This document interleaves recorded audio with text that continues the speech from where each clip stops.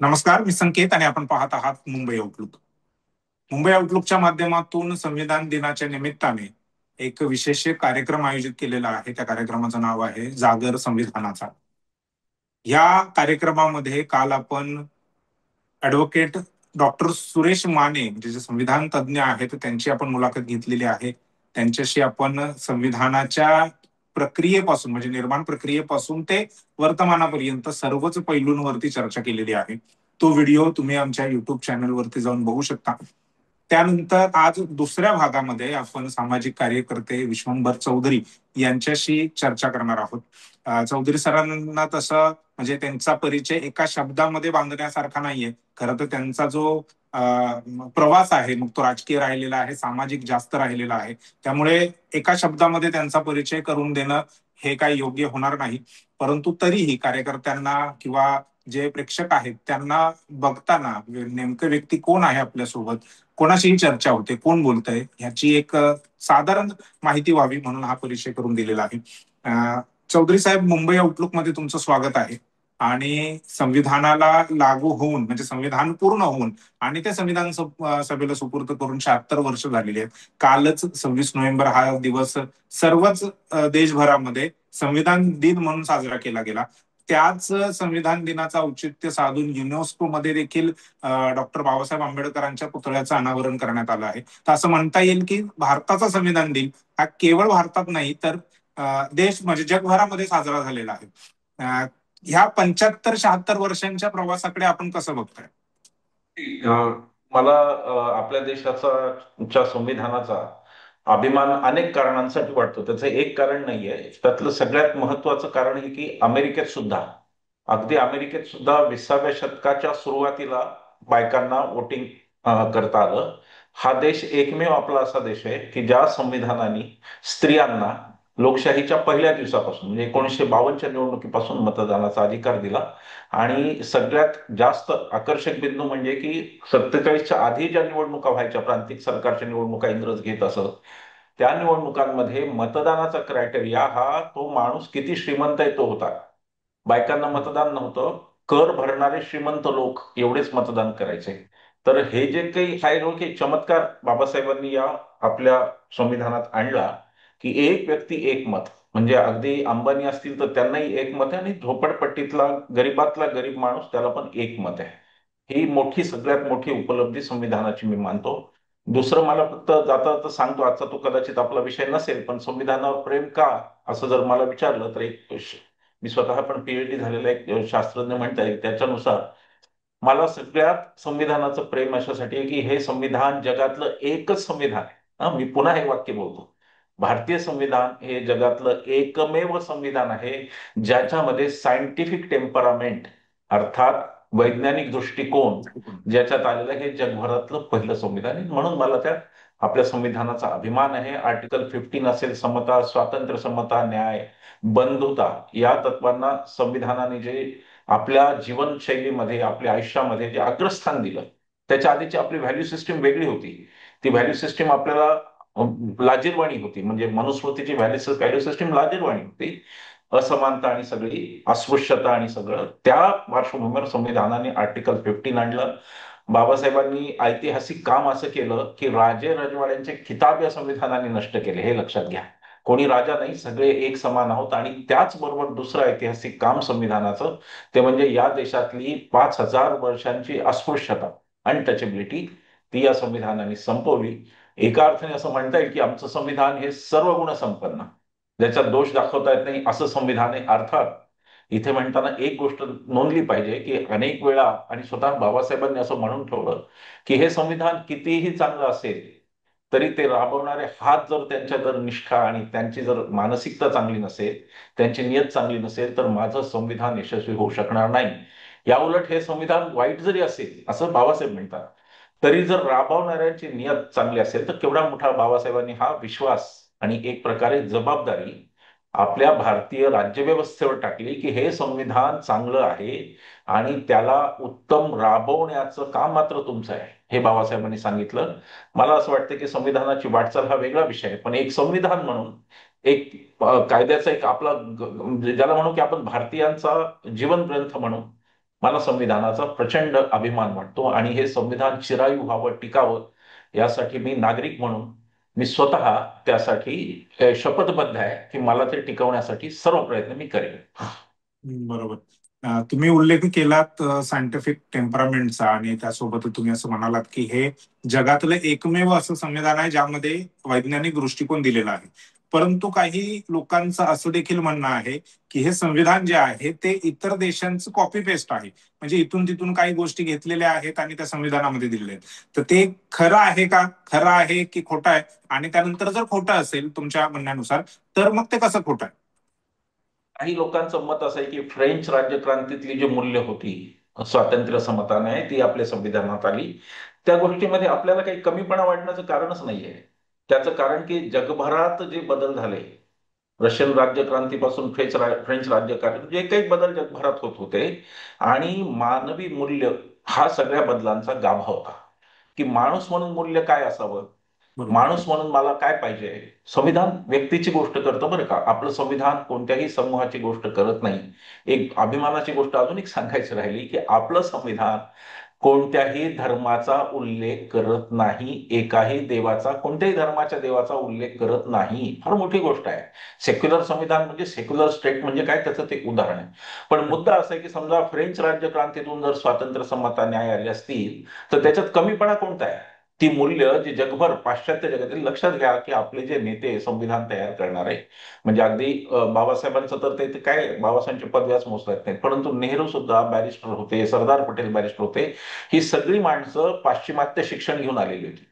आणि त्यामुळं पाश्चिमात्य मूल्य, स्वातंत्र्याची, समतेची, जी भारतीय संस्कृतीत कधीच नव्हती. स्वातंत्र्य कधी होतं भारतीय संस्कृती? अभिव्यक्ती स्वातंत्र्य राजासमोर केलं तर शिरच्छेद व्हायचा. समता कोणती होती? 5,000 वर्ष अस्पृश्यता पाळलेले लोक, आपण सती पाठवलेले बायकांना आपण लोक. समता नव्हती, न्याय पण नव्हता. तर ते नसताना ती मूल्य येणं हे हे अगदी म्हणजे हे यायलाच पाहिजे, ते येणारच. आणि चौथं मूल्य फार महत्वाचं, जे बंधुतेचं, ते इतर जगात कुठे नाही दिसत. ते बंधुता, फ्रॅटर्निटी, हे पण आपल्या भारतीय संस्कृतीला अनुरूप, भारतीय माणसाचं जे मानसशास्त्र आहे त्याला अनुसरून ते बंधुता आलेलं आहे. त्यामुळे कोणी जर म्हणत असेल की ही मूल्य काय सगळीकडेच होती, चांगली मूल्य सगळीकडेच असतात. सत्य हे मूल्य आहे ते सगळीकडेच असायला पाहिजे ना. सत्य, समजा उद्या सत्याचा पहिला उद्गार समजा अथेन्समध्ये झाला असेल, समजा ग्रीसच्या, तर आपण असं म्हणू का की सत्य आपण तिकडून उचललं नाही? आपल्याही परंपरेत ते होतं, आपल्याही परंपरेत काही गोष्टी होत्या आणि त्या तशा आल्या. त्यामुळं आपण त्याच्यासाठी, कोणी जर तशी टीका, संविधानावर टीका करणारे, दुर्दैवानी या देशात 2014 नंतर प्रचंड वाढ झालेली आहे संविधानावर टीका करताना. लोक असंही म्हणतात की तुम्ही बघा 14 एप्रिलला बाबासाहेबांची जयंती असते ना, तुम्हाला 11-12 एप्रिलला मेसेज येतो की बाबा ते 300 लोक होते संविधान सभेत, मग एकट्याचं श्रेय खा, वगैरे वगैरे. मग त्या मूर्खांना आपल्याला सांगायला लागतं की अरे बाबा, एकूण जे 7 जण होते त्यातले 6 कधीच आले नाही. आणि मसुदा समितीत फक्त बाबासाहेबच होते ज्यांना ते लिहावं लागलं. आणि हे ऑन रेकॉर्ड टी कृष्णमाचारी हे बोललेले आहेत संविधान सभेत. संविधान सभेत जे टी कृष्णमाचारींचं भाषण वाचतील, त्यांच्या लक्षात येईल की मसुदा लिहिण्याची संपूर्ण जबाबदारी एकाच माणसावर आली, ते म्हणजे बाबासाहेब. आणि मग तसं असेल तर बाबासाहेबांना संविधानाचे शिल्पकार म्हणणार. 300ची समिती असेल नाही तर 400ची असेल, मसुदा समिती कोणाची आणि त्यात काम कोणाचं, त्याचं फक्त एकच नाव म्हणजे बाबासाहेबांचं. आणि म्हणून आपल्याला ठीक आहे, आता ते बोलणारे बोलत राहत, पण भारतीय राज्यघटनेत जर बाहेरून तत्व आली असतील तर मी म्हणेन की ती उलट पारदर्शक आहे, चांगली आहे, ती प्रवाही आहे, ती लोकांचं चांगलं घ्यावं, जे काही चांगलं जिथं असेल ते घ्यावं. आणि ही आपल्या नेत्यांची मानसिकता होती की पाश्चिमात्य देशांमध्ये जे जे सुधारणावादी गोष्टी आहेत, ज्या ज्या गोष्टी पुढे नेणार आहेत, पुरोगामी आहेत एका अर्थाने, त्या आता आपण घेतल्या, त्याच्यात काही न्यून असण्याचं मला कारण वाटत नाही. बरोबर. तुम्ही म्हणजे ही चर्चा वारंवार होते मधल्या काही काळामध्ये, पण काही दिवसांपूर्वी पण ही चर्चा झालेली आहे की श्रेय जे आहे संविधानाचं, संविधान निर्माणाचं, ते बाबासाहेबांचं नाहीये. कोणी राव नावाचे कोणी व्यक्ती आहे तर त्यांचं ते श्रेय आहे. आता काल परवा पी.एन. ज्या राव यांचा उल्लेख कालच सतत होत असतो, हा पी.एन. राव यांचा उल्लेख होतो, काही वेळेला आणखी काही लोकांचा उल्लेख होतो. पण ह्या मुळात काय आहे माहितीये का संकेत, या लोकांनी संविधान निर्मितीची प्रक्रिया समजून घेतली नाही. समजून काय घेतलं. संविधानाचे जे विरोध करतात ना, त्यांना हे माहिती नाहीये की प्रत्येक कलमाचं जाहीर वाचन झालेलं आहे. त्यांना हे माहित नाही की कलम बाबासाहेब वाचून दाखवायचे, त्यानंतर 300 सदस्य जे काही असतील ते सगळे त्याच्यावरती मत प्रदर्शित करायचे. आणि त्यांच्या आक्षेपांना बाबासाहेब उत्तर द्यायचे, ही ती प्रक्रिया आहे ही त्यांना माहितीच नाही. त्याच्यामुळे त्यांना 300ची कमिटी आहे, पण त्या 300च्या कमिटीत जबाबदारी कोणावर होती हा मुद्दा महत्वाचा आहे. BN राव पण अतिशय विद्वान व्यक्ती होते, बॅरिस्टर जयकर पण विद्वान, सगळी विद्वान माणसं होती. पट्टाभी सीतारामय्या होते, अनेक विद्वान होते, पण त्याचा अर्थ त्या विद्वानांनी घटनेत किती त्यांचं कॉन्ट्रीब्युशन आहे हा मुद्दा महत्वाचा असतो ना, आणि तिथे बाबासाहेबांचं योगदान हे महत्वाचं आहे. बरोबर. म्हणजे अगदी काल युनेस्कोच्या मुख्यालयामध्ये म्हणजे पॅरिसमध्ये जे आहे तिथे बाबासाहेबांचा पुतळा त्याचं अनावरण झालं आणि त्या पुतळ्याच्या खाली त्यांचं जे नाव लिहिलेलं आहे डॉक्टर बाबासाहेब आंबेडकर आणि architect of the Indian constitution, म्हणजे जग मान्य करतंय आणि तिथे मग इथे दुसऱ्या कोणाला श्रेय द्यायचं चालू आहे. परंतु जगभरातले जे हुशार लोक असतील, संख्येत जे विचारी लोक असतील, विवेकी लोक असतील, त्यांना हे मान्यच करावं लागेल. जगभरातले जे अविवेकी लोक आहेत ते काही झालं तरी प्रश्नच विचारणार तुम्हाला. मी म्हणजे आता हा विषय निघाला म्हणून सांगतो, आज खरं त्यावर काय बोलायचं माझं प्रयोजन नव्हतं, पण बाबासाहेबांचा उल्लेख गोळवलकरांनी अत्यंत हेटाळणी करण्यासाठी, बघा, एवढं उत्तम संविधान झाल्यानंतर हेटाळणी करण्यासाठी गोळवलकरांनी त्यांना आधुनिक मनू असं उपहासाने म्हणलं होतं बाबासाहेबांना. तेव्हा हे उपहास करणारे पहिल्या दिवसापासून आहे, परंतु बाबासाहेब आणि त्यांचं संविधान हे यांना पुरून उरलेलं आहे. संविधान बदलाची चर्चा आज मी ऐकतोय 2014 पासून, की संविधान नको वगैरे ऐकतोय मी, पण हिंमत नाही अजून ते बदलायची. आणि त्याचं श्रेय पुन्हा त्या संविधानाला आहे. जर मी म्हणजे आता हे मी थोडं बोल्ड स्टेटमेंट करतो, काही लोकांना आवडणार नाही, पण न आवडू देत, हरकत नाही. मी असं स्टेटमेंट करतो की SC आणि ST हे जर खासदार संख्येने नसते चांगल्या, जे संविधानानेच ते आणलं, बरोबर. राजकीय आरक्षण संविधानाने दिलं, हे जर नसते तर यांनी तोही प्रयत्न केला असता. पण संख्याबळ SC आणि ST खासदारांचं, त्यांची बाबासाहेबांच्या वरती आढळ श्रद्धा, संविधानावरती आढळ श्रद्धा, यामुळे या देशाचं संविधान टिकून आहे. जर श्रेयच कोणाला द्यायचं असेल तर मी त्या खासदारांना जे देईन, जे या दोन कम्युनिटीमधून येतात आणि जे संविधानाचे रक्षक आहेत संसदेतले, त्यांना मी श्रेय देईन. बरोबर. पण एवढं सगळं म्हणजे चांगलं संविधान आहे, तुम्ही संविधानातल्या सायंटिफिक टेम्परामेंट पासून ते मताचा अधिकार दिला, समानतेचा अधिकार दिला, ह्या सगळ्या गोष्टी बोलताय. बंधुता जी जगात कुठेच नाहीये ती भारतीय संविधानाने दिली, इतकं सगळं म्हणताय. ह्या संविधानाची अंमलबजावणी किती झाली आहे गेल्या 75 वर्षांमध्ये? मला असं वाटतं की मी जेव्हा एक काही कालखंड पाहतो, तेव्हा असं मला वाटतं की सुरुवातीचा काळ जो होता, खास करून नेहरूंचा काळ, नेहरूंच्या काळात त्याची अंमलबजावणी धडाक्यात झाली अगदी, असं मला वाटतं. तुम्ही बघा लँड रिफॉर्म्स पर्यंत, म्हणजे अगदी सिलिंगचा कायदा, लँड सिलिंगचा कायदा इथपर्यंत. आता सिलिंगच्या कायद्यामध्ये समानता आहे, समता हे तत्व होतं की सगळ्यांना सारखी संधी, जी बाबासाहेबांनी सांगितली प्रगतीची संधी, ते त्यामध्ये होतं. भारतीय संविधानाची अंमलबजावणी आपली पहिली पिढी जिने हे संविधान तयार केलं होतं, तिची त्याच्याबद्दल एक कमिटमेंट होती, एक प्रतिबद्धता होती. तिथूनच आपल्या सामाजिक न्यायाखाली राखीव जागा तिथूनच आल्या. त्याच्यानंतर राजकीय न्यायासाठी नंतर आपण राजकीय आरक्षण सुद्धा सुरू केलं. आणि एवढंच नाही, तर तुम्ही जर पाहिलं तर स्वातंत्र्य, समता, न्याय यातलं जे अभिव्यक्ती स्वातंत्र्य, पहिलं स्वातंत्र्याचा जो मुद्दा आहे ना, व्यक्तीला स्वातंत्र्य, तो मुद्दा नेहरूंच्या काळात बऱ्यापैकी तो पुढे गेला. म्हणजे एक शंकर नावाचे व्यंगचित्रकार, आपल्याला सगळ्यांना तो किस्सा माहिती असेल, त्यांनी व्यंगचित्र काढलं नेहरूंचं अतिशय वाईट टीका करणार. नेहरूंनी त्यांना फोन केला, नेहरूंना त्याच्यात गाढव दाखवलं होतं, आणि नेहरूंनी फोन करून त्याला म्हणले की मिस्टर शंकर, तुम्हाला या गाढवावर कॉफी घ्यायला आवडेल का? तसं असेल तर उद्या या. नेहरूंचं मी तुम्हाला सांगतो, एक नेहरूंचं ऐतिहासिक वाक्य आहे त्याच्यामध्ये. नेहरू असं म्हणाले, त्यांना असं विचारलं एका पत्रकारांनी की तुम्हाला हे अभिव्यक्ती स्वातंत्र्य म्हणजे नेमकं पाहिजे किती, नाही का, असं किती एक्सप्रेशनचं असावं? तर नेहरू असं म्हणाले की सामान्यातला सामान्य माणूस या देशातला, अगदी हमाल रस्त्यावर, हा सुद्धा माझ्या ऑफिसच्या शेजारच्या विजय चौकात उभं राहून जोरात म्हणू शकला पाहिजे की नेहरू हा मूर्ख माणूस आहे, इतकं अभिव्यक्ती स्वातंत्र्य मला त्याला द्यायचं आहे. अभिव्यक्ती स्वातंत्र्याच्या बाबतीत नेहरूंनी ह्या देशाला जे पुढे नेलं, आणि बाबासाहेब त्या काळात, बाबासाहेबांचा तो जिवंत असण्याचा काळ आहे, बाबासाहेब होते हे सगळं पाहायला, ही खूप चांगली गोष्ट आहे. हे सगळं बाबासाहेबांनी पाहिलंय. हिंदू कोड बिल बाबासाहेबांनी आणलेलं आहे, मुलींना समान कायदा हिंदूच्या देणार हे बाबासाहेबांनी आणलेलं आहे. तर पहिली जी पिढी होती आपली, ती झपाटलेली होती याच्यासाठी. कुठे बाबासाहेब कुठेतरी हिंदू कोड बिल आणत होते, अस्पृश्यता संपवत होते, नेहरू अभिव्यक्ती स्वातंत्र्याबद्दलचं बोलत होते, सायंटिफिक टेम्परामेंटचं बोलत होते, 39 संस्था, CSIRच्या वैज्ञानिक संस्था उभ्या राहत होत्या. ही झपाटलेली पिढी होती. या पिढीला हे पक्क भान होतं की स्वातंत्र्य मिळून पुरेसं नाही, आता सुराज्याकडे आपल्याला वाटचाल करायची. गांधीजींचा एकूण आपण सगळा जर पट पाहिला, जीवनपट, तर त्यात तुम्हाला असं दिसेल की गांधीजींपासून जे जे कोणी, म्हणजे बाबासाहेब, त्याच्यात अग्रणी पंडित नेहरू, वल्लभभाई पटेल, हे सगळी मंडळी, मौलाना आझाद, ही सगळी मंडळी, ही मंडळी झपाटलेली होती आणि यांना हा भारत बदलायचा होता. आज नेमकं त्यांना ज्या पद्धतीचा भारत होता, त्याच्या विरुद्ध भारताकडे आपली वाटचाल सुरू झाली, हे खेदपूर्वक नमूद करून मला वाटतं मी माझं उत्तर थांबवतो.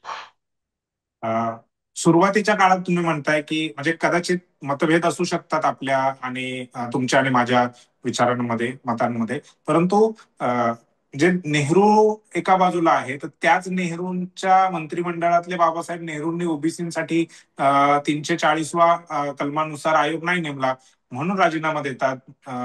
हिंदू कोड बिल हे लागू केलं नाही म्हणून राजीनामा देतात. त्यानंतर हा जो संघर्ष आहे म्हणजे आज जो जाती आधारित जनगणनेचा मुद्दा उभा राहिलेला आहे तो देखील नेहरूंच्या काळामध्येच त्याला बंदी आणली. ओबीसीची जात आधारित जनगणना नाही झाली आणि त्यानंतरचे पुढचे प्रश्न उभे राहिले. मला हे विचारायचंय की अ, संविधान लागू झाल्यानंतर 50 नंतर ते किती लागू झालेलं आहे म्हणजे एक पुस्तक देशाला म्हणजे दिलं गेलं लागू किती झालं. आता त्यामध्ये तुम्ही सुरुवातीच्या काळातलं सांगितलं काही गोष्टी लागू झालेल्या आहेत परंतु त्यानंतरच्या काळात म्हणजे काँग्रेसच्या काळामध्ये आपण असं म्हणू की जे इमर्जन्सी आहे ती लावली गेली ती पण काँग्रेसच्याच काळात होती. त्यानंतर बरीचशी काही गोष्टी घडलेल्या आहेत ज्या काँग्रेसच्या काळात घडलेल्या आहेत म्हणजे अगदी बाबरी मस्जिदचा टाळा उघडण्यापासूनच्या ज्या सगळ्या गोष्टी आहेत ते त्यांच्याच काळात झालेल्या आहेत. तर पुढे जाऊन संविधानाची अंमलबजावणी झाली नाही आणि त्याला काँग्रेस आणि भाजप आत्ताची हे दोन्ही जबाबदार नाहीत का? शेवटी सत्तेवर बसलेला माणूस जबाबदार असतोच. तुम्ही काही त्याला म्हणलं तरी तो जबाबदार असतोच त्या गोष्टीला. म्हणजे तुम्ही ज्याचा उल्लेख केला आणीबाणी ही काँग्रेसची घोडचूक होती आणि त्याच्यावरती मला वाटतं राहुल गांधींनी स्वतः पण त्याच्यावरती माफी मागितलेली. इंदिरा गांधींच्या काळात झालेली फार मोठी घोडचूक काँग्रेसला तो सेटबॅक होता. आणि अगदी तुमचं म्हणणं बरोबर आहे की राम मंदिराचा कुलूप उघडणं ही पण राजीव गांधीची चूक होती. हे सगळ्यांना काँग्रेसवाल्यांना पण मान्य असायलाच पाहिजे. त्याचं कारण जे चूक आहे ते चूकच आहे. तिसरी गोष्ट अजून मी त्यात ऍड करतो की शहाबानो प्रकरण बरोबर, याच्यामध्ये एक्झॅक्टली. मुस्लिम मौलवींच्या दबावाला बळी पडून म्हणजे एक प्रकारचं ते एक्सचेंजचं राजकारण जे काँग्रेसने त्यावेळेला केलं की बा ठीक आहे तुम्हाला शहाबानोचं मी मुस्लिम मौलवींचं ऐकतो म्हणून मग मी आता राम मंदिरासाठी हिंदू धर्म मार्तंडांचं ऐकतो. माझं स्पष्ट मत आहे की राजीव गांधींनी दोघांचाही दबाव झुगारून टाकायला पाहिजे होता. न मंदिर का ताला खुलेगा न शहाबानो ते पुन्हा ते अमेंडमेंट म्हणून पोटगीचं होईल इतकी स्पष्ट भूमिका त्यावेळेला घेता आली असतं बरं झालं असतं. पण राजीव गांधी त्या मानाने नौखे होते, अनुभवी होते, राजकारणात नवे चांगले होते. आणि आपण एक लक्षात घेतलं पाहिजे की हा जो फोर्स आहे ना, हा जो ज्याला आपण सनातनी फोर्स असं म्हणतो आपण, तो मग काही प्रमाणात कट्टरतावादी मुस्लिम आणि काही हिंदू हे दोन्ही त्याच्यामध्ये, मी एकालाच कोणाला दोष देणार नाही. हे कट्टरतावादाचं बीज 5,000 वर्षांचं आहे, याचं नाहीये. जिथे जिथे डिसिजनची वेळ येईल तेव्हा तेव्हा यांचा प्रभाव हे आहे. म्हणजे याला ही वस्तुस्थितीच मान्य करावी लागेल आपल्याला. फक्त फरक काय आहे काँग्रेस आणि भाजपमध्ये की काँग्रेसच्या मध्ये काही विवेकी माणसं होती जी ह्या दबावाला जुगारा असं म्हणत होती. मला आता ते केरळचे राज्यपाल आहेत त्यांनी राजीनामा दिला होता शहाबानू प्रकरणात. मुस्लिम मला त्यांचं नाव नाही आठवते, मोठे नेते होते, त्यांनी राजीनामा दिला होता. तर हे दबाव जुगारा हे म्हणण्याची सोय काँग्रेसमध्ये होती. भाजपामध्ये ती सोय नाही. कोणीही हा प्रश्न विचारला नाही की काल तुम्ही ध्वज फडकवायला गेलात, उद्या तुम्ही गोव्यात सगळ्यात उंच रामाची मूर्ती, याच्यातून देशाला, या देशातल्या शेवटच्या माणसाला, दरिद्री नारायणाला यातून काय मिळालं, हा प्रश्न कोणी विचारायलाच तयार नाही. प्रत्येक नेता फक्त ते चिटकवतो की कसं ध्वज लहरावला. म्हणजे हा जो एक प्रकारे हुकुमशाहीचा प्रकार आहे की त्यांच्या विरोधात कोणी बोलू शकत नाही. मोदी शहाच्या विरोधात त्यांच्या पक्षात सुद्धा ते इकडं नव्हतं. इकडं लोक विरोध करत होते, बाहेर जात होते, टीका टिप्पणी होत होती, चर्चा होती. लोकशाहीमध्ये सरकार चुकणं ही घटना काही फार मोठी घटना नाही. चुकतात सरकार आणि ते जगभरातली चुकत आली, आपली चुकत असेल. पण त्या चुकांमधून काय शिकायचं आणि त्या चुका टाळण्यासाठी चर्चा काय करायची हा महत्वाचा मुद्दा असतो. तुम्ही जेव्हा लोकांशी बोलता, डेलिब्रेशन करता, तुम्ही लोकांचे गट, मला आठवते भूमी अधिग्रहणच्या वेळेला जयराम रमेशांनी 400-500 गटांची भेट घेतली होती. मी पण माझं प्रेझेंटेशन केलं होतं. तर हे जे म्हणणं आहे की भूमी अधिग्रहणमध्ये शेतकऱ्यांची बाजू काय, ही मांडायची जी मला संधी होती, आज ती संधी नाही, हा मुद्दा आहे. भाजपाच्या काळात तो अवकाश नाही, म्हणून हे हुकुमशाह आहे. हे हुकुमशाह यासाठी आहे की हे कोणाचंही काही ऐकत नाहीत. यांना देशाच्या प्रायोरिटीज माहित नाहीत, प्राधान्यक्रम यांना माहिती नाही. देशाची प्रायोरिटी गोव्यामध्ये सर्वात उंच रामाची मूर्ती ही नसून बेकारी, बेकार झालेल्या तरुणांना रोजगार ही देशाची प्रायोरिटी असली पाहिजे. शिक्षण प्रायोरिटी. आता आपण नेहरूंचा एक विषय फक्त जाता जाता उल्लेख करतो. नेहरूंनी जेव्हा कारभार हाती घेतला तेव्हा सरासरी आयुर्मान भारतात 32 वर्षांचं होतं. आणि 40 वर्ष जर माणूस जगला तर लोक म्हणायचे चांगला जगला, म्हातारा झाला. म्हणजे मग लोकांच्या आरोग्याला तुम्हाला पेनिसिलिनचा कारखाना काढणं आवश्यक आहे. लोक कुठल्याही साथीत मरतायत, साध्या साध्या साथीत, फ्लूच्या साथीत लोक मरतायत, तर तुम्हाला पेनिसिलिनचा कारखाना काढावा लागतो. तर नेहरूंचे जे प्राधान्यक्रम होते ते आरोग्य, शिक्षण हे होते. लिटरसी रेट काय होता आपला? लिटरसी रेट 2 किंवा 3% असेल आपला त्यावेळेला. 2 किंवा 3% लोक लिहू वाचू शकत होती. म्हणजे शिक्षण, आरोग्य आणि सगळ्यात महत्वाचं सिंचन नेहरूंनी ते केलं. 3,000 धरणं या माणसाने बांधली 14 वर्षाच्या काळात. 3,000 धरणं. आणि सिंचित करणं काय, सिंचन नसेल तर शेतीच पिकणार नाही. तर जे जे ती पिढी जी राज्य करते, म्हणजे बाबासाहेबांनी कायदेमंत्री म्हणून चार्ज घेतला, नेहरूंनी प्रधानमंत्री म्हणून घेतला, त्यांच्या समोरची जी आव्हानं होती त्याची आपण कल्पना, तुम्ही विचार करा, बाबासाहेबांचा सारखा माणूस जो कायद्याचा तज्ञ आहे, तो भाकरा नांगल धरणात पुढाकार घेतो. म्हणजे प्राधान्यक्रम लक्षात घ्या.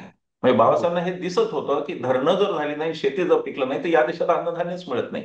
तर ही बरोबर. माणसं, त्यांच्या प्रायोरिटीज वेगळ्या होत्या आणि त्यांना त्या एक्झॅक्टली कळत होत्या. बाबासाहेबांना एक्झॅक्टली माहिती होती की आता भाकरा नांगल धरणाचा कायद्याचे रिफॉर्म्स होत राहतील, भाकरा नांगल धरणाचा मीच अभ्यास केला पाहिजे आणि मी ते पुढे मांडलं पाहिजे. ही माणसानं ज्याला जे हात काम दिसेल तो ते काम करत होता. हो, ही माणसं इगो ठेवत नव्हती, कुठलाही भेदभाव नव्हता की मी कायदा मंत्री आहे, माझा प्रियवाद काय नव्हता. संबंध आहे धरणाशी, असं बाबासाहेब म्हणले नाही की मी कायदा मंत्री आहे, माझा काय संबंध आहे धरणाशी. त्यांनी ते काम पळत जाऊन केलं, तिथं स्वतःच्या स्फूर्तीने केलं. तर ही माणसं वेगळी होती आणि या माणसांच्या चुका असतीलही, मी असं म्हणत नाही की हे सगळे शेवटी आपण महामानव वगैरे सगळ्यांना म्हणतो, पण शेवटी माणसं आहेत, त्यांच्या चुका झाली असतील. कोणी विरोधक म्हणत असेल तर माझी तयारी आहे म्हणायची, हो बाबा ती माणसंच होती, ती काही ईश्वराचा 11वा अवतार नव्हते. आता जसा बसला दिल्लीत एक ईश्वराचा पुढचा अवतार, दशावतार संपून 11वा अवतार, काहीच ज्याचं चुकत नाही, अशी ती माणसं नव्हती बा. आमची माणसं साधी होती. कबूल करू, चला काही हरकत नाही. बरोबर. त्याच मुद्द्यावरती मी पुन्हा येतो की भारतीय संविधान हे सामाजिक आणि आर्थिक समानता आणण्याची गोष्ट करते. ही 76 वर्षांपूर्वी मांडलेली भूमिका आज सत्यात किती उतरलेली? आर्थिक न्यायाची भूमिका अजिबात सत्यात उतरलेली नाही, हे मला सांगायला पाहिजे. संविधानाची जी भूमिका होती त्यातली, ही सगळ्यांना संधी, आर्थिक संधी. आणि त्याच्यामध्ये खास करून अजून एका घटकाच्या बाबतीत ते फेल गेलं, आपली अंमलबजावणी, संविधान चांगलं असलं तरी ती या बाबतीत फेल गेली की शेतकऱ्यांचं आर्थिक स्वातंत्र्य याच्यात ती फेल गेली. आज शेतकऱ्याला घेताना, म्हणजे तो बियाणं घेतो, तो त्याच्यानंतर औषधं घेतो, खतं घेतो, हे सगळं तो एमआरपी वर घेतो, देताना त्याला पिकाची एमआरपी नाहीये. ही कोणती आर्थिक समता आहे? तर आर्थिक समतेच्या बाबतीत, शेतकऱ्यांच्या बाबतीत आपण फारच मागे राहिलो, हे अगदी बरोबर आहे. दुसरा वर्ग, दलित, पिछडे आणि ओबीसी यांना जे आपण आश्वासन दिलं होतं राज्यघटनेने, त्यांची आर्थिक किती उन्नती झाली याचाही डेटा काही फार चांगला नाही आहे. आणि खूप काही आर्थिक प्रगती आपण त्यांची करू शकलो नाही. गांधीजींचा जो विचार होता की शेवटचा माणूस बघा आणि त्याला पुढे आणा, तो काही आपण अंत्योदयाचा विचार आपण काही फार यशस्वी करू शकलेलो नाही. ही गोष्ट खरी आहे. परंतु अचिव्हमेंट जर काय, असं जर कोणी मला म्हणलं की पॉझिटिव्ह बोला असं, तर मी असं म्हणेन की अस्पृश्यता निदान शहरात तरी बऱ्यापैकी संपलेली असं मला आज दिसतंय. खेड्यात ते अजून आहे, बऱ्याच ठिकाणी आहे. महाराष्ट्र पुरोगामी राज्य असल्यामुळे महाराष्ट्रात थोडी कमी असेल, बिहार, उत्तर प्रदेशमध्ये जास्त असेल. पण अस्पृश्यता तुलनेने बऱ्याचपैकी कमी झाली असं शहरात नक्की म्हणता येईल. पर्सेंटेजमध्ये नाही सांगता येणार, पण हो, मला जे दिसतंय त्याच्यानुसार ती झालेली आहे. आणि मला हेही दिसतंय की जो एका वर्गाचा डॉमिनन्स खास करून प्रशासनात होता, तो आता गेलेला आहे आणि नवीन प्रशासक सगळ्याच समाजातून, सर्व थरातून येत चालले. तर आपली घटना यशस्वी आहे का? तर ती 100% यशस्वी आहे. अंमलबजावणीत आपल्याला किती यश आहे, मला ते आकडेवारी नाही सांगता येणार. मला असं वाटतं की साधारण 40% पर्यंत मी मार्क दिला अंमलबजावणीला. त्याच्यावर काही फार अंमलबजावणी असं मला अजिबात स्वतःला वाटत. 76 वर्ष झालेली आहेत संविधान तयार होऊन. 78 वर्ष झालेली आहेत देश स्वतंत्र होऊन. सामाजिक समानतेच्या बाबतीमध्ये एक मोठा अडसर आहे, ती म्हणजे जात व्यवस्था.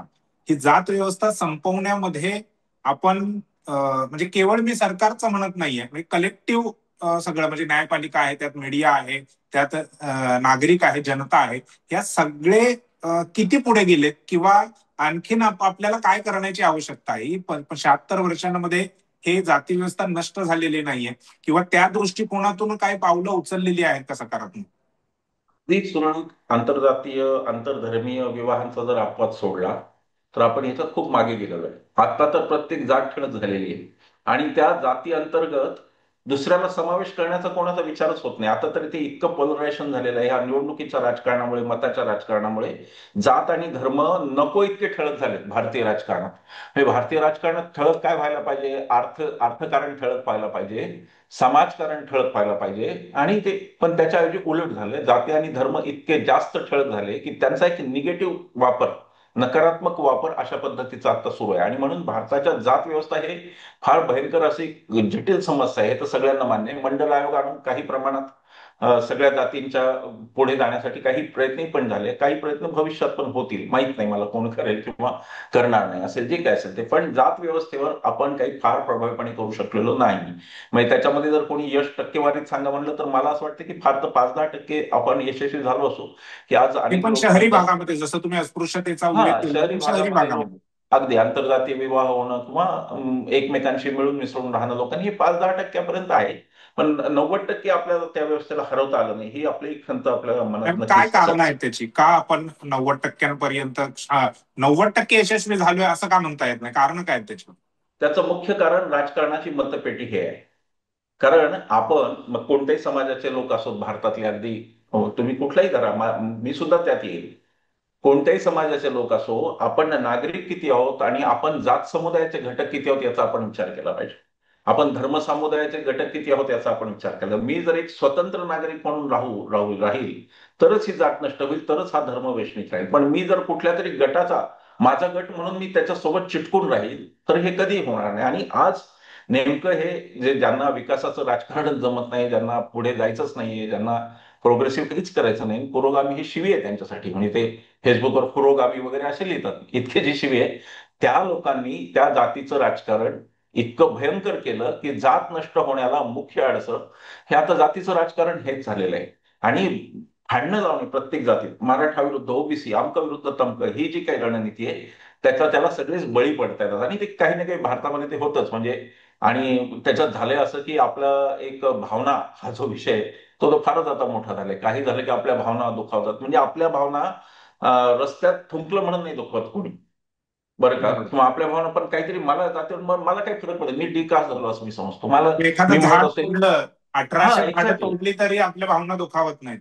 एक्झॅक्टली. कुमार सप्तर्षी सर एकदा असं म्हणाले की मला तुम्ही माझ्या जातीवरून शिव्या द्या, त्याच्यासाठी मी कचरा पेटी ठेवलेली आहे, त्यात काय शिव्या टाकायच्या ते टाका.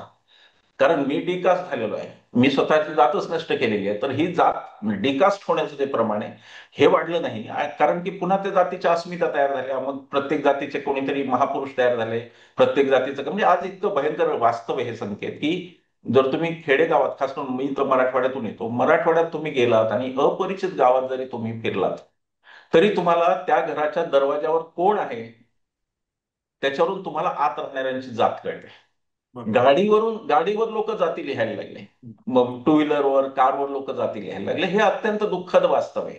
असं केल्याने जाती संपणार नाही, त्या अधिक ठळक होत जातील. याचा आपल्या सगळ्याच भारतीय समाजाला त्याचा विचार करावा लागेल आज न उद्या. तुम्ही म्हणालात की धार्मिक गोष्टी ज्या आहेत त्या अधिकाधिक ठळक होत आहेत. म्हणजे विशेष करून 2014 नंतर त्याचं प्रमाण अगदी आक्रमण व्हावं एखाद्या गोष्टीवरती, त्या पद्धतीने त्यांनी सगळं केलेलं आहे. दुसरीकडे जात व्यवस्था नष्ट करण्यासाठी बाबासाहेबांनी जे पुस्तक लिहिलेलं आहे, म्हणजे त्यांचं भाषण होतं, नंतर त्याला पुस्तक रूपामध्ये छापण्यात आलं, ॲनिहिलेशन ऑफ कास्ट.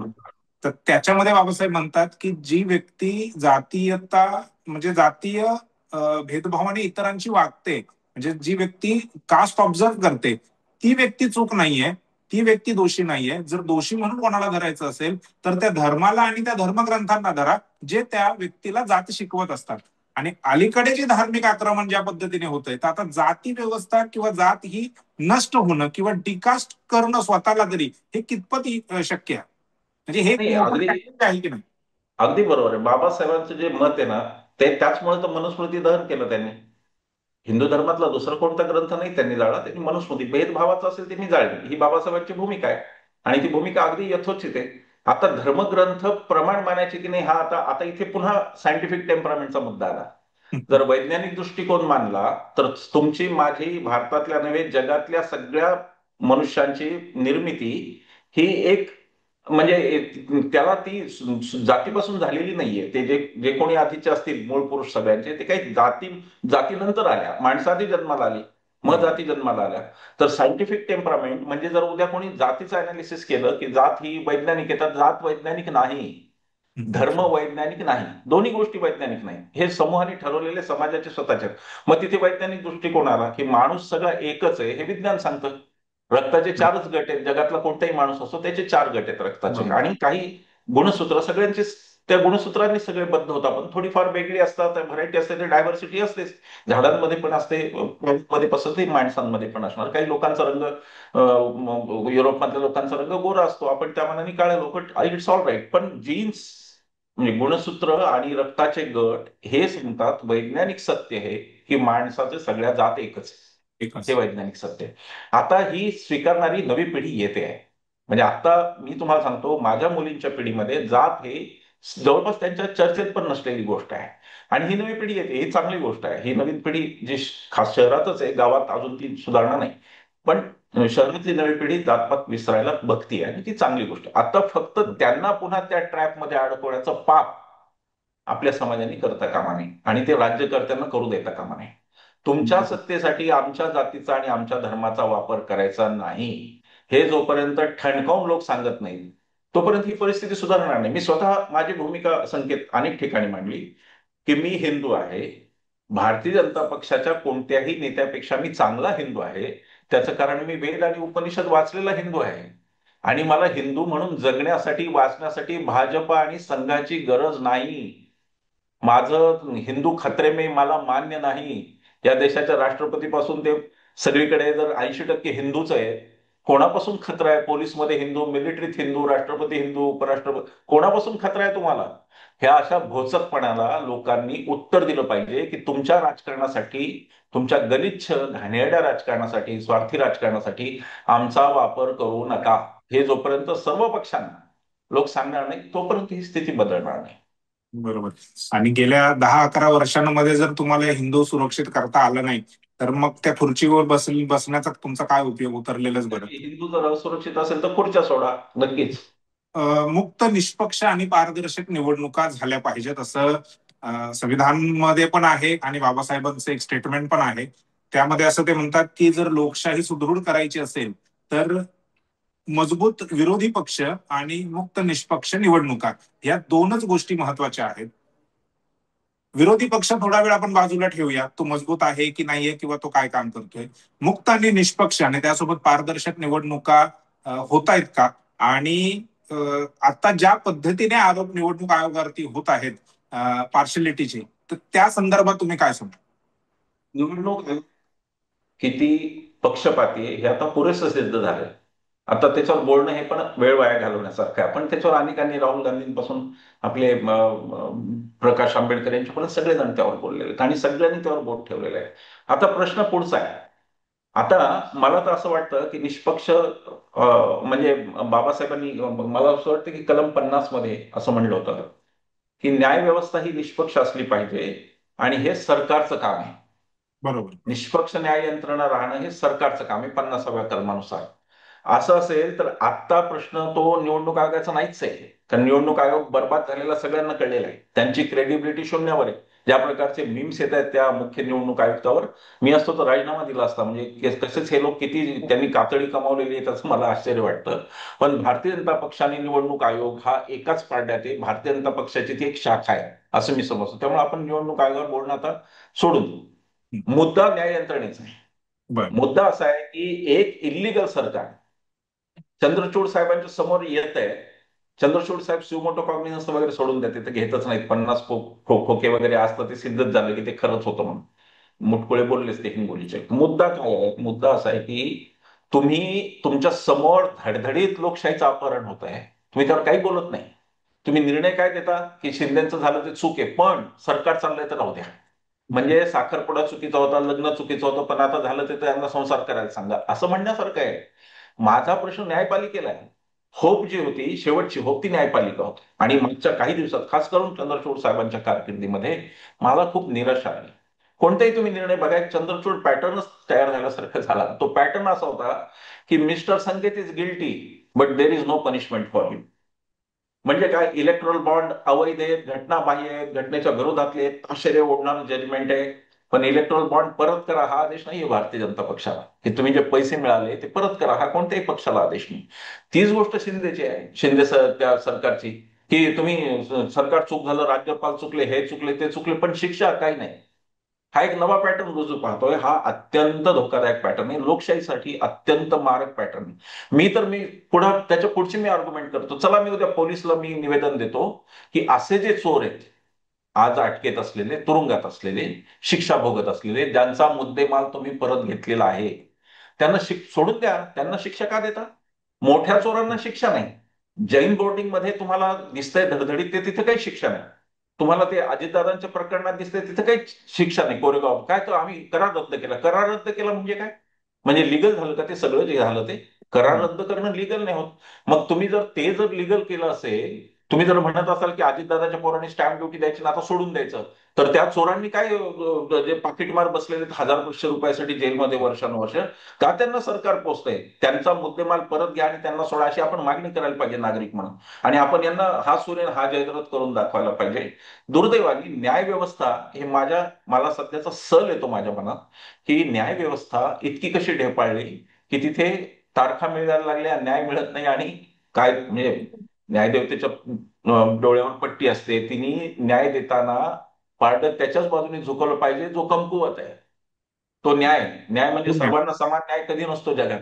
असं सर्वांना समान न्याय असला तर मग अवघडच गोष्ट होईल. म्हणजे जो अगदी बिचारा पायाने लंगडा आहे त्यांनी आणि सदोड माणसाने एका स्पर्धेत पळायचं असं नाही होत कधी.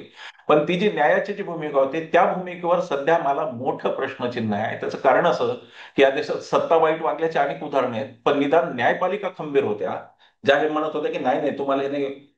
ते सरकार बरखास्त केलं होतं आंध्र प्रदेशचं, मला वाटतं एन टी रामारावचं सरकार.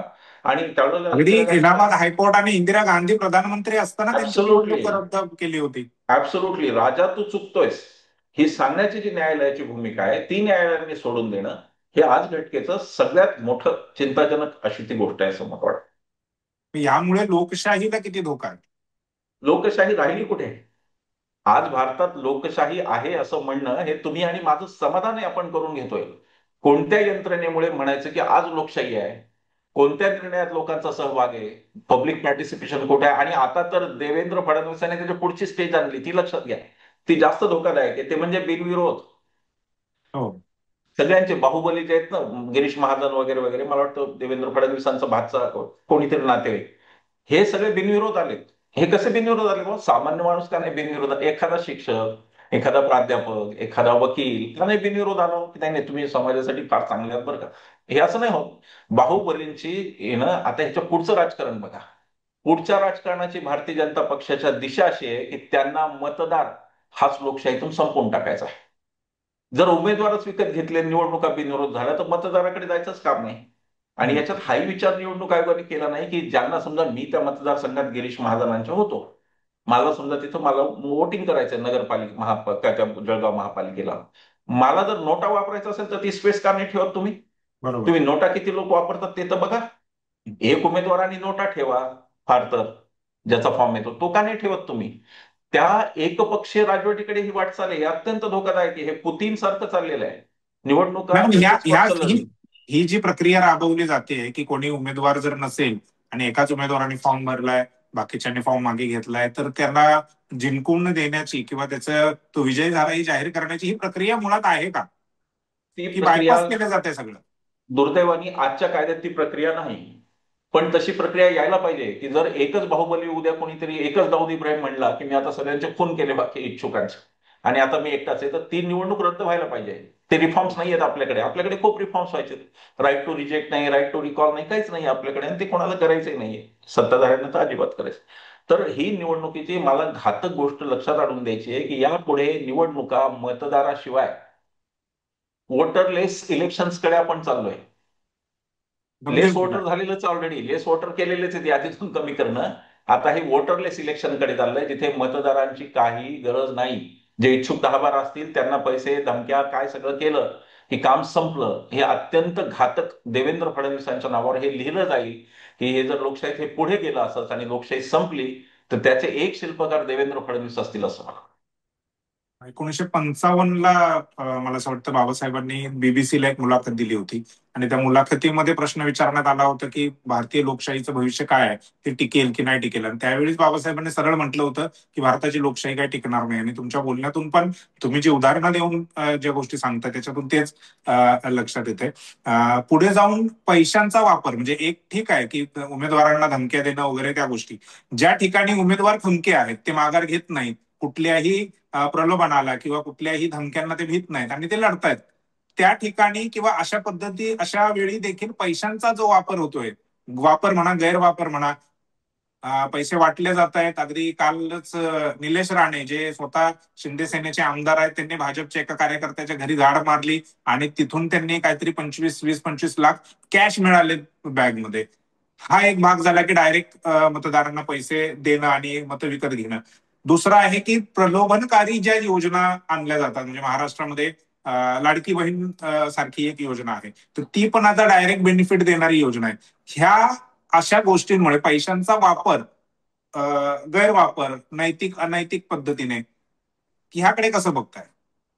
आता पुन्हा पुन्हा आपण मग बाबासाहेबांच्याच पाशी येते की माझी राज्यघटना चांगली असेल पण राबवणाऱ्यांची नियत वाईट असेल तर काय इथं झालं आता ते परत. तर ते तिथंच येतं आणि त्याचा दोष, मोठा दोष मतदारांकडे सुद्धा आहे.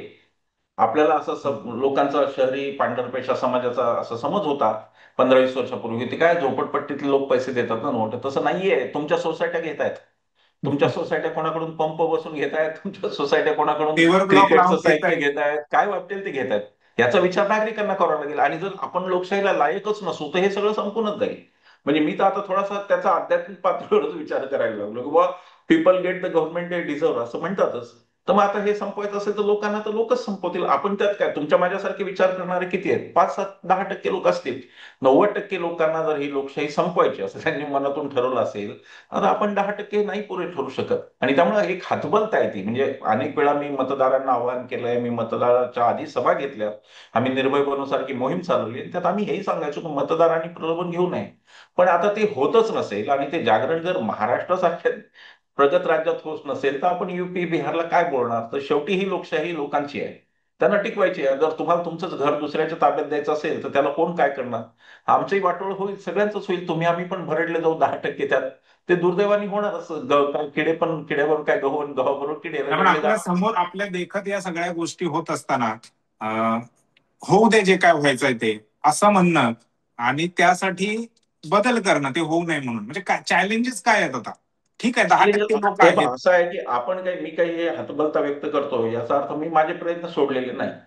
मी नक्कीच. माझे प्रयत्न करतो, लोकांचं जागरण करायचा प्रयत्न, निर्भय बनव सारख्या सभा आम्ही कदाचित अजून पुन्हा घेऊ, त्या आम्ही अजून वेगळा अजेंडा घेऊन लोकांसमोर आम्ही लोकांना हे सहज सांगू की आपल्या संविधानाला जी मेहनत केलेली आहे ती बाबासाहेबांची मेहनत वाया घालू नका, हे आम्ही लोकांना नक्की सांगू.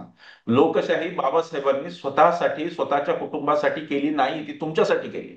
तुमच्या मुलाबाळांसाठी, तुमच्या पिढ्यांसाठी ही लोकशाही झाली. आणि हे संविधान आलं ते तुम्ही वाचवायचा प्रयत्न करा, हे आपण सांगत राहू. संविधान आता होऊ दे, काय व्हायचं ते या लोकशाहीचं असे म्हणणारे आपण शेवटचे असू. आपण प्रयत्नवादी लोक आहेत, ते प्रयत्न आपण सोडणार नाही.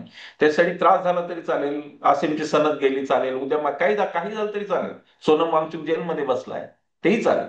जे जे काही व्हायचं ते होईल. पण असे नागरिक वाढले पाहिजे जे म्हणतील की मला जेलमध्ये घाला, पण त्यामुळे जर लोकशाही टिकणार असेल तर मी 10 वेळा जेलमध्ये जाईन, आयुष्यभर जेलमध्ये राहीन, पुढे बोला. हे म्हणणारे नागरिक आपल्याला पाहिजे. तसे नागरिक तयार होतील अशी मला आशा आहे. मी अजूनही आशा, कारण भारतीय जो माणूस आहे ना तो एका पातळीच्या नंतर तो विवेकाने थोडा विचार करतो. त्याने आतापर्यंत कोणाची मस्ती फार चालू दिलेली नाही. हो, हे तर कोणीच नाही. एवढे वर्ष राज्य करणारे पण राज्यकर्ते गेले ना. एवढ्या इंग्रजांनी किती वर्ष राज्य केलं?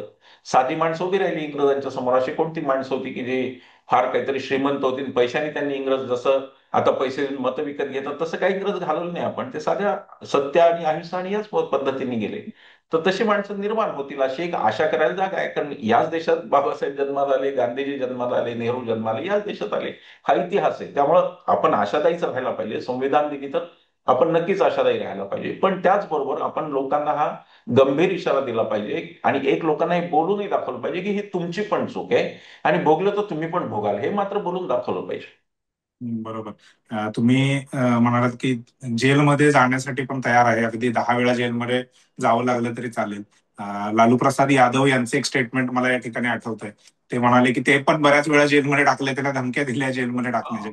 त्यावेळी त्यांनी असं म्हटलं होतं की मी यदुवंशाचा आहे आणि कृष्णाचा जन्मच ज्या ठिकाणी जेलमध्ये होतोय, त्यामुळे जेल माझ्यासाठी काही नवीन नाही किंवा वेगळं नाहीये. तर अगदी हाच अगदी. एक मुद्दा आहे. ही लढाई अशीच चालू राहणार आहे. आणखीन किती वर्ष लढावी लागेल याची काही हे नाहीये, टाइमलाईन नाहीये.